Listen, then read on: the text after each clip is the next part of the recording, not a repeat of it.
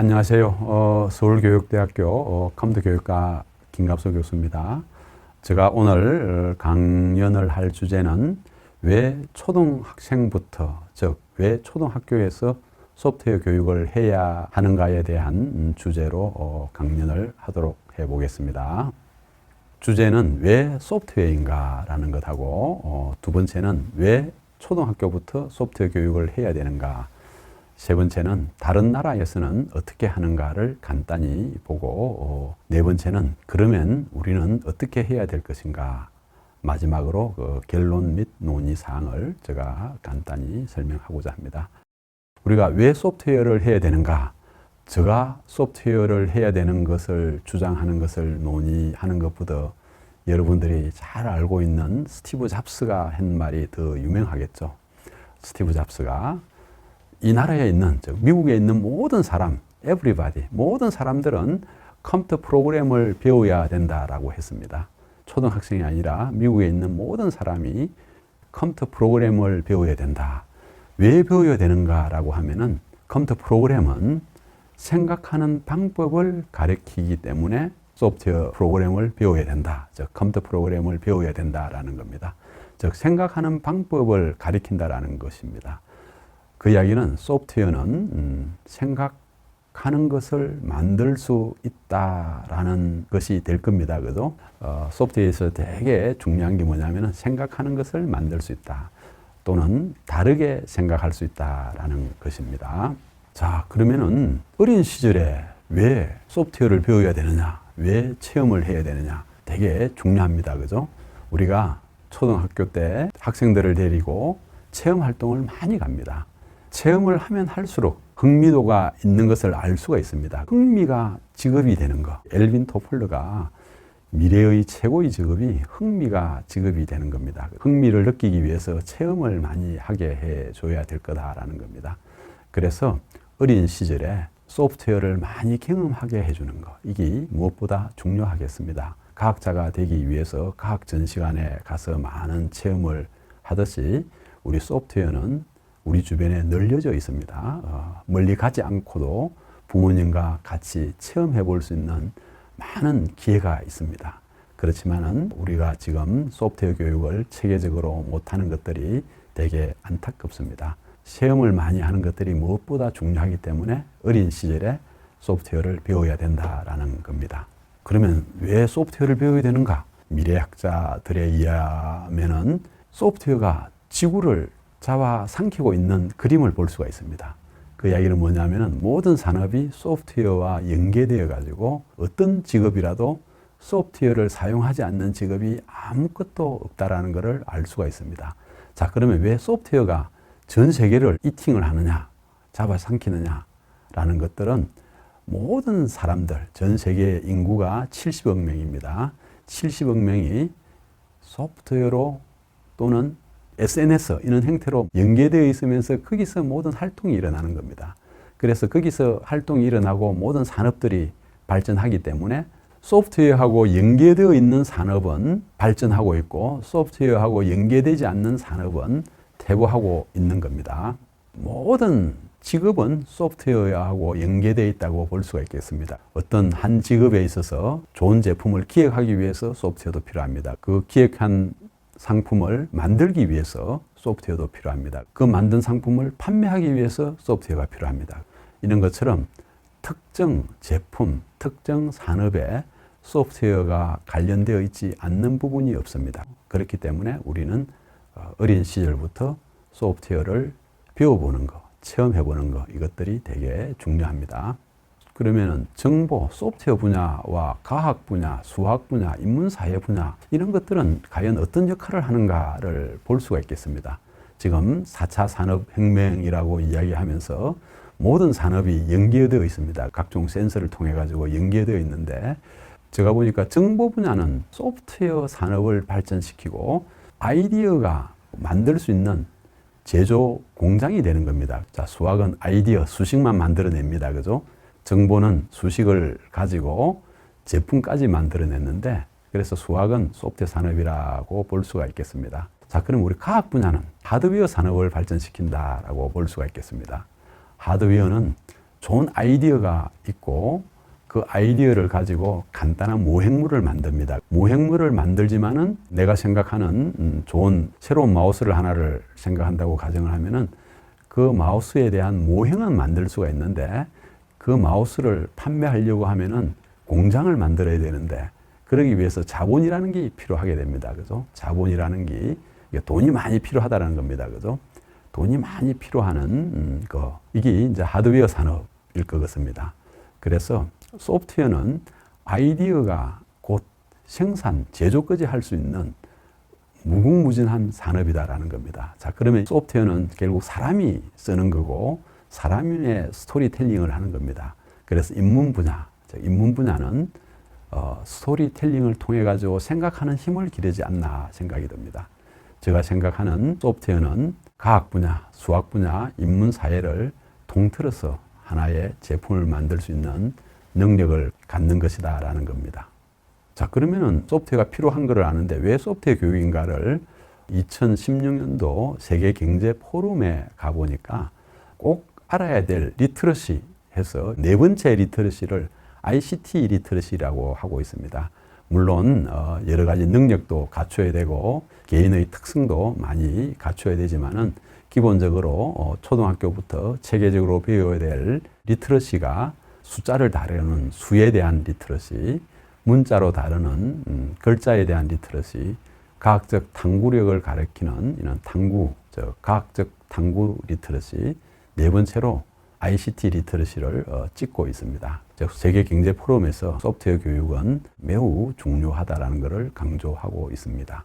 교육이란 데이터를 가지고 정보화를 하고 지식을 만드는 겁니다. 우리가 지식이란 뭔가를 생각해 볼 필요가 있습니다. 지식은 가치를 창출할 수 있는 능력, 즉 판단할 수 있는 능력이다라는 겁니다. 지식은 정보를 가지고 판단할 겁니다. 그죠? 의사가 어떤 병을 진단을 할 때 기침을 몇 번을 했는가, 콧물이 나는가, 열이 몇 도가 있느냐, 이러면은 감기 초기다라고 이렇게 생각을 하는 겁니다. 그죠? 의사가 이런 정보를 캐어가지고 이런 감기 초기다라고 이렇게 판단하는 것, 가치를 판단하는 것, 이런 것들이 지식입니다. 우리 학교에서 주로 문제풀이 하는 것들이 지식 축적을 하는 과정입니다. 자, 그러면은 우리가 데이터는 뭔가라는 것은 정보를 캐기 위한 그 숫자나 문자 그 자체를 보통 데이터라고 하는 겁니다. 모든 교과에 있어서 데이터와 정보와 지식으로 체계화될 수가 있는데 소프트웨어라는 도구가 바로 데이터와 정보와 지식을 체계화할 수 있기 때문에 초등학교부터 소프트웨어 교육을 반드시 해야 될 것 같습니다. 미국 교육부에서는 교육은 어떻게 발전해야 될 것인가를 한번 생각해 본 슬라이드가 있습니다. 지금 우리가 교육은 항상 수동적으로 교육을 받고 있습니다. 학생들 보면은 ICT 교육을 한다 하더라도 유튜브나 여러 패드를 통해 가지고 정보를 그냥 전달만 받는 겁니다. 앞으로는 패시브한, 즉 수동적 학생보다도 능동적인 학생, 즉 액티브한 학생이 되어야 된다. 그러면은 우리가 액티브한 학생이 되기 위해서 어떤 지식을 구성할 수 있는 여러 가지 요건 중에 하나가 코딩 능력을 이렇게 설명을 하고 있습니다. 코딩을 할 수 있어야 된다. 그 다음에 시뮬레이션을 해봐야 된다. 내가 모의 실험을 해봐야 된다든지 또는 매체에 등록을 해보아야 된다. 즉 매체하고 관계를 맺어야 된다든지 또는 전문가들하고 토론도 할 수 있어야 된다라는 거, 또는 글로벌하고 연계를 해야 된다든지 또는 설계 능력이 있어야 된다든지 또는 혼자 공부를 잘하는 게 아니라 어떤 페어, 동료들하고 같이 협동할 수 있는 이런 능력, 이렇게 7개의 능력을 갖춘 이런 능동적인 학생을 길러야 된다라는 겁니다. 자, 이런 것들이 꼭 필요하기 때문에 소프트웨어 교육을 초등학교부터 해야 될 것이라고 생각합니다. 그럼 다른 나라는 어떻게 하는가를 보면은 대표적으로 영국의 사례를 많이 듭니다.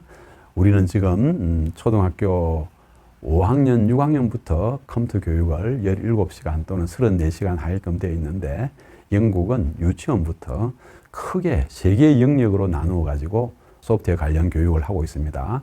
첫 번째 교육이 컴퓨터 사이언스 영역을 나누어 가지고 유치원부터 체계적으로 코딩은 어떤 거다, 디버깅을 할 수 있나 없나, 또는 중학생 가면은 2개 이상의 랭귀지를 가르쳐야 된다든지 이런 것들을 가르치고 있습니다. 그와 더불어 디지털 리터러시라고 해가지고 디지털 도구를 잘 쓸 수 있는 거, 이런 영역이 또 있어가지고 가르치고 있습니다. 또한 인포메이션 테크놀로지라는 영역이 있어가지고 모든 분야가 기술하고 연계되어가지고 가르치는 크게 세 개의 영역으로 나누어서 체계적으로 가르치고 있습니다. 자, 그럼 미국하고 독일, 우리 독일의 경우는 잘 없는데 제가 여러 자료를 한번 찾아봤습니다. 독일의 경우에는 조금 전통적인 컴퓨터 사이언스 영역에 맞추어 가지고 교육을 하고 있는 것입니다. 이런 알고리즘이나 뭐 이런 커뮤니케이션이나 또는 인포메틱스라든지 뭐 이런 영역을 기본으로 하고 있습니다. 미국에서는 ACM이라는 미국의 컴퓨터 큰 학회입니다. 거기서 티처들이 모여가지고, 즉 교사들이 모인 연구회에서 초등학교 1학년, 즉 또는 유치원부터 체계적으로 가르쳐야 될 구조, 영역을 6개의 영역으로 나누어 가지고 컴퓨팅이라는 것을 가르치고 있는 것을 제안하고 있습니다. 또한 ISTE라는 주로 교육공학 하는 분들이 많이 모여 있는 단체인데, 이 단체에서도 컴퓨터 교육을 체계적으로 해야 된다라는 틀을 제안을 하고 있습니다. 미국의 경우에는 물론 교육 과정을 제한할 뿐이고 각 주 정부나 각 학군 단위로 치사 선택해서 쓰고 있는 형태입니다. 자, 그렇지만 미국의 일반 사립학교에서는 소프트웨어 교육을 철저하게 어마어마하게 많이 시키고 있는 것을 여러분들이 홈페이지에 가보면 쉽게 알 수 있을 겁니다. 자, 그러면 우리는 어떻게 교육을 해야 될 것인가? 우리가 초중등 교육법 시행령 제43조 1항에 가보면은 국어부터 도덕, 사회, 수학, 과학, 실가, 외국어 해서 10개의 교과가 있습니다. 이 10개의 교과를 인공지능이나 소프트웨어 기술하고 연계를 해가지고 즉 ICT 도구를 쓰거나 컴퓨터 프로그래밍을 하거나 인공지능 도구를 쓰거나 인공지능 라이브러리 또는 인공지능 프로그래밍으로 할 수 있어야 되고, 이것들이 각 사회 문제들하고 연계되어 가지고 소프트웨어 교육을 할 수 있게끔 체계적으로 구성해야 된다라는 겁니다. 자, 소프트웨어 교육 요소는 우리가 기본적으로 텍스트를 다루는 요소, 사운드를 다루는 요소, 그래픽을 다루는 요소가 다 나누어져 있습니다. 그래서 우리가 어떤 스토리를 만들 때도 텍스트를 쓸 수도 있고 그래픽을 그릴 수도 있고 사운드를 그릴 수가 있는 겁니다. 그래서 소프트웨어에 가르쳐야 될 핵심 요소들이 텍스트, 그래픽, 사운드를 기반으로 한 도구들을 다 가르쳐야 된다라는 겁니다. 제가 소프트웨어 교육을 할 수 있는 이런 모형을 하나 만들어 봤습니다. 우리는 각 교과에서 데이터 유형을 찾아내야 될 거다라는 겁니다. 숫자나 문자열이나 이미지나 사운드나 동영상, 이거를 기반으로 해서 컴퓨팅 도구를 써서 프로그래밍을 해야 되는데, 사례를 갖고 간 것들이 여러분들이 초등학교 5학년 때 배우는 약수를 구한다라고 하는 단원이 있습니다. 그죠? 우리는 약수를 구한다라고 하면은 컴퓨터는 사실은 약수의 정의만 알면 약수를 구할 수가 있는데, 우리는 10의 약수를 구해라라고 하면은 1 나누고 2 나누고 3 나누고 이렇게 해가지고 10까지 나누어 봐가지고 나누어지면은 떨어지면은 그게 약수가 되는 겁니다. 그죠? 자, 그러는데 초등학생들한테 10의 약수를 구해라고 하면은 그냥 한 10번 정도 나누기를 해서 그냥 10의 약수를 다 구하는데, 만약 100의 약수를 구해라라고 하면은 100까지 나눌 엄두가 안 나는 겁니다. 그죠? 그러면은 약수를 구하는 트릭, 즉 소인수분해라는 것을 알면은 쉽게 구할 수가 있는데, 소인수분해라는 것을 모르는 학생들은 못 구하는 겁니다. 그죠? 자, 컴퓨터는 10의 약수를 구하나 100의 약수를 구하나 만의 약수를 구하나 10만의 약수를 구하나 똑같은 알고리즘으로 표현만 하면은 바로 구할 수 있는 이런 특징이 있습니다. 그래서 이런 엔트리나 스크래치를 가지고 간단히 약수 찾는 알고리즘을 바로 만들 수도 있고, 또는 파이썬 언어를 가지고도 만들 수도 있고, 또는 엑셀에 시트를 가지고 쭉 드래그만 해도 만들 수 있는 이런 특징이 있습니다. 그래서 각 교과와 융합된 소프트웨어 교육을 반드시 해야 될 거다라는 겁니다. 자, 그러면 우리가 코딩 이런 이야기를 많이 들었는데, 사실은 코드를 만드는 것은 어떻게 보면 규칙, 법칙을 만드는 겁니다. 프로그램이란 무엇인가, 코딩이란 무엇인가, 제가 앞에 플랫폼이라는 이런 이야기를 많이 했는데, 실제 코드 뜻을 보면 법전에서도 코드입니다. 그죠? 그러니까 어떤 규칙을 만드는 겁니다. 규칙을 만드는데, 우리 학부모님 여러분들 집에 가훈이 있습니다. 그죠? 그 가훈은 우리 가족 구성원의 법칙, 규칙입니다. 또는 학부모님들이 여러분 자녀들의 행동하는 법칙, 규칙 이런 것들을 집에서 만들 수가 있습니다. 그죠? 집에서 규칙, 법칙을 만드는 것 이런 것들이 그 집에 관련되어 있는 사람들이 지켜야 될 규정, 이게 프로그램입니다. 그죠? 우리가 어디 놀러 갈 때도 프로그램 짠다라고 이야기를 합니다. 이때 몇 시에 기상하고 또 몇 시에 차를 타고 몇 시에는 뭐 우리 자녀들은 놀고 뭐 아빠는 뭐 고기를 굽는다든지 그러면 이제 아버지, 엄마, 뭐 자녀에 따라 가지고 서로 다른 행동을 만들 수도 있고 또는 같이 행동을 해야 되고 이런 규칙, 법칙을 만드는 겁니다. 그럼 우리나라 헌법, 우리나라 데이터라고 하면은 우리나라 전 인구가 지금 한 5천만 명이라고 하면은 5천만 명이 살아가야 될 규칙을 만드는 겁니다. 이게 프로그램이 별 것이 아니라 당장 소프트웨어가 없어도 즉 연결 안 되더라도 어떤 규칙을 만들어 보는 습성 이런 거를 갖는 것들이 바로 프로그래밍 교육이라고 볼 수가 있습니다. 그래서 규칙을 많이 만들고 거기서 행동에 어긋나는 것을 찾아보고 뭐 이런 것들이 에러를 찾는 겁니다. 그죠? 자, 그런 것들이 바로 프로그램이고 생활 속에서 항상 이런 프로그래밍 교육을 할 수 있다라는 것입니다. 소프트웨어 교육은 많이 하면 할수록 좋다. 모든 교육이 마찬가지입니다. 그죠? 많이 하면 할수록 좋다라고. 그래서 초등학교부터 소프트웨어 교육을 많이 하면 좋겠습니다. 컴퓨팅과 인공지능이 하두입니다. 그죠?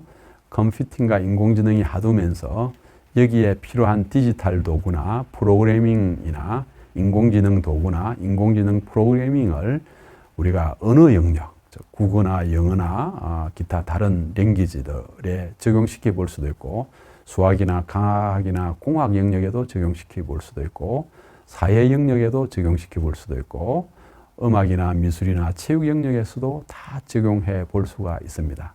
그래서 소프트웨어 교육은 모든 교과하고 연계되고 또는 체계적으로 배우는 영역과 더불어 많이 하면 할수록 좋고 또한 많은 경험을 가져야 좋은 소프트웨어를 만들 수가 있습니다. 예, 감사합니다.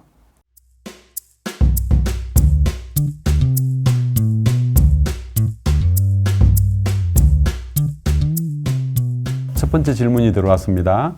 국어, 영어, 수학만큼 코딩 교육이 중요하다고 대두되고 있는 요즘에 앞으로 수포자처럼 코딩 포기자, 즉 코포자가 등장할 수 있을까요? 라는 질문입니다. 당연히 코딩을 포기하는 코포자가 생길 겁니다. 옆에 있는 학생이 코딩을 잘하는 학생을 보면은 나는 코딩을 못하니까 포기할 수도 있습니다. 또는 내가 지금 코딩을 배우고 있지 않으니까 포기자가 생길 수 있다는 것입니다. 자, 그러면 또 코포자가 등장하지 않도록 교육 현장에서 소프트웨어, 인공지능 교육을 할 때 주의해야 할 점들은 무엇일까요? 라는 질문이 나왔습니다. 우리가 지금 2022 개정교육과정에 정보라는 교과가 지금 등장하고 있습니다. 물론 2022 개정교육과정에서 정보라는 교과가 1학년부터 6학년까지 체계적으로 학습하면 좋겠습니다. 그런데 지금 현재 개정교육과정에서 정보교과가 6년 동안 34시간, 이거는 초등학생들이 배워야 될 시수를 치면은 0.58%밖에 해당되지 않습니다. 인공지능이 또는 소프트웨어가 충분한 수업 시수가 확보되지 않는 상황에서 각 교과에서 이런 도구들을 많이 활용하면 좋겠습니다. 선생님들도 소프트웨어, 인공지능을 배워야 하는 상황이 된 것 같아요. 소프트웨어나 인공지능을 공부하는 선생님들은 어떤 방법으로 공부를 시작하면 좋을까요? 라는 질문이 들어왔습니다. 물론 초등학교 선생님들은 각 교과에서 소프트웨어와 인공지능 도구를 많이 활용하게 하는 게 중요한 겁니다. 또한 정보교과에서는 코딩에 대한 기본 원리를 선생님들이 배워야 되겠죠. 특히 초등학교 선생님들은 저는 코딩에 대한 기본 원리를 배워야 될 것 같습니다. 중고등학교 선생님들의 경우에는 각 교과에서 소프트웨어와 인공지능 도구들을 반드시 활용하면 좋을 것 같고, 정보교사들은 우리나라 소프트웨어 개발자 수준으로 소프트웨어를 할 수 있는 능력이 되어야 되지 않나 생각됩니다. 현재 지금 교육부에서 전국적으로 42개 교육대학원에 인공지능 융합대학원을 만들어 놨고 있으니까 이런 재교육을 하면은 좋지 않나 생각이 듭니다. 또한 정보교사들은 기업체에서 직접 연수를 받으면 좋지 않나라는 생각이 듭니다. 자, 그 다음 또 이런 질문이 들어왔습니다. 소프트웨어나 인공지능 교육에 있어서 가장 중요한 점이 무엇이라고 생각하시나요? 라는 질문입니다. 컴퓨터 언어는 간용성이 없어가지고 문법이나 철자, 오차에 대한 에러가 많이 발생합니다. 이때 학생들이 이 오류 때문에 많은 불편함을 느끼고 접근에 대한 불편함을 느낍니다. 그래서 에러가 몇 개 나면은 미리 포기하는 경향이 많습니다. 우리가 사람이 쓰는 언어들은 에러를 몇 개 나더라도 서로 소통을 하는데 컴퓨터 언어는 포용성이 없는 매우 엄격한 언어이기 때문에 그 철자 오류 하나하나가 되게 중요하기 때문에 그 철자에 대한 교육 이런 것들을 철저히 시켜야 될 거고, 또한 작은 에러지만은 그 에러를 학생들 스스로 또는 교사들 스스로 해결할 수 있는 방법을 모색하는 게 가장 중요합니다. 우리가 소프트웨어는 에러 없는 소프트웨어가 존재하지 않는 것처럼 그 에러를 해결하면은 많은 성취감을 느낄 겁니다. 그래서 학생들에게 소프트웨어는 성취감을 느낄 수 있는 거다. 즉, 내가 에러를 직접 해결할 수도 있고 내가 새로운 아이디어로 제품을 만들 수 있기 때문에 많은 성취감을 느낄 수 있는 겁니다. 그래서 저 생각에는 가장 중요한 점이 단순 신텍스 에러, 즉 구문 에러를 학생들이 잘 극복하게 하는 것과 성취감을 느끼게 하는 것이라고 생각합니다. 학생들에게 소프트웨어 교육을 시키면서 기억에 남는 에피소드가 있을까요? 라는 질문이 들어왔습니다. 제가 우리 교육대학 우리 학생들 강의를 하면서 강의 평가에 놓은 내용인데, 제가 좀 프로그래밍 교육을 약간 빡세게 시키니까 우리 학생들이 교수님, 여기는 공대가 아니고 교대입니다 라고 이야기를 하더라고요. 그래서 제가 교육자는 공대 이상으로 공부를 해야 된다라고 이야기를 한 경우가 있고, 실제 그렇게 해서 한 학생은 인공지능 대학원에 진학한 사례가 있습니다. 그 다음 초등학교 자녀들에게 가르칠 만한 코딩이나 좋은 인공지능 컨텐츠를 소개하여 주면 어떨까요? 라고 하는데, 제가 보면은 컨텐츠는 책이 아닌 것 같습니다. 소프트웨어와 인공지능에 대한 컨텐츠는 플랫폼인 것 같습니다. 그 플랫폼에 가보면은 학생들 상황에 따라 가지고 자기이 주도적으로 공부할 수 있는 역할이 많이 있습니다. 대표적인 플랫폼인 엔트리나 스크래치나 우리 구글에서 인공지능 플랫폼인 티처블 머신, 이런 것들을 학부모와 더불어 같이 공부하면 어찌 좋지 않나 생각이 듭니다. 처음에는 힘들지만 학생들이 그 플랫폼에 들어가 보면은 많은 경험을 할 수 있고, 거기에서 다른 사람하고 지식도 공유할 수도 있고 다른 사람이 한 것을 볼 수 있는 이런 기회가 있습니다. 자, 그럼 인공지능이나 소프트웨어 교육 과정은 평가가 어떻게, 즉 시험은 어떻게 진행되면 좋을까요? 라는 질문입니다. 제가 생각하는 시험은 학습 요소들을 학생들이 얼마나 많이 알고 있나라는 것을 체크하는 것하고 산출물을 해야 되지 않나라고 생각이 듭니다. 자, 그런데 인공지능이나 소프트웨어는 학습 요소를 많이 안다고 해서 좋은 소프트웨어나 인공지능을 만들 수 있다고 볼 수가 없는 것입니다. 또한 좋은 소프트웨어라고 해서 반드시 모든 것을 만족하지 않는 것 같습니다. 굳이 평가를 하려고 하면은 인공지능이나 소프트웨어의 사용자들이 얼마나 만족하는 것에 대한 사용자 또는 학생 위주로 평가되어야 되지 않나 생각이 듭니다. 우리가 맛집 평가 리스트를 보고 그 맛집을 찾아가는 것하고 똑같은 것입니다. 물론 단계별로 학습 요소별 체크는 반드시 해야 되고 이것은 시험으로 되어서는 안 된다라는 것들이 저의 주장입니다. 교수님께서 혹시 학생들을 가르치는 팁이나 노하우가 있을까요? 라는 그 마지막 질문이 들어간 것입니다. 수업은 아트이기 때문에 저의 노하우를 간단히 이야기해 줄 뿐이지 이것은 일반화는 할 수가 없을 것입니다. 제가 우리 대학생들과 서울교대 소프트웨어 영재교육원 학생들한테 강의할 때 네 단계를 거치는 과정을 가지고 학생들을 가르칩니다. 1단계에서는 제가 실습할 프로그램을 먼저 주고 그대로 따라하기를 해보게 하는 겁니다. 그대로 따라하기를. 2단계에서는 조금 수정하기를 하는 겁니다. 체인지. 그래서 체인지라고 한 겁니다. 세 번째 단계에서는 스스로 유사한 문제를 줘가지고 스스로 만들기를 하게 해보는 겁니다. 크리에이트 단계. 네 번째 단계는 항상 챌린지 문제를 준다라는 것. 챌린지 단계. 이렇게 해서 제가 생각하는 수업 모형은 4C 단계를 생각하고 있습니다. 여러 개의 질문들이 나왔는데 얼마나 소프트웨어와 인공지능 교육에 도움이 되었는지 잘 모르겠습니다. 고맙습니다.